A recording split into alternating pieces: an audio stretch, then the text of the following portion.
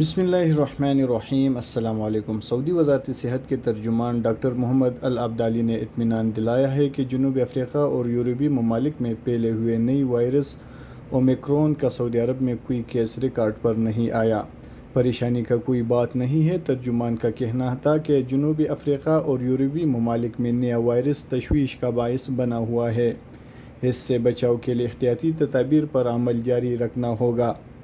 Saudi media کے مطابق اتوار کو پریس بریفنگ میں ترجمان نے بتایا کہ کرونا وائرس کی نئی شکلیں بے احتیاطی کی وجہ سے نمودار ہو رہی ہے۔ ترجمان کا کہنا ہے کہ اس کی بڑا وجہ یہ بھی ہے کہ ویکسین کی مطلوبہ خوراکیں نہیں لی جا رہی ہے۔ معاشرے کے جتنے افراد کو ویکسین لینی چاہیے تھی، اتنی تعداد میں لوگوں نے ویکسین نہ لیے کر سماجی مدافعتی نظام کا اہتمام نہیں کیا۔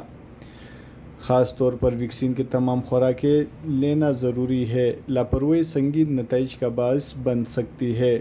تمام لوگ بوسٹر ڈوز کا بھی اہتمام کریں۔ اس کے علاوہ جنرل ہیلتھ اتھارٹی نے بھی یہی بات کہہ دیا ہے۔ انہوں نے بتایا کہ کرونا وائرس میں ہونے والی تبدیلیوں پر مسلسل نظر رکھی جا رہی ہے اور کووڈ-19 کے جینیاتی سلسلے کے نگران قومی پروگرام کی جانب سے نظر رکھی جا رہی ہے۔ مزید کہا ہے کہ تمام سعودی شہری اور مقیم غیر ملکیوں کو ہدایت کی ہے کہ وہ کرونا وبا سے بچاؤ کے لیے مقررہ حفاظتی تدابیر کی پابندی کریں، ویکسین کی تمام خوراکیں لگوائیں اور بوسٹر ڈوز لینے کا بھی اہتمام کریں۔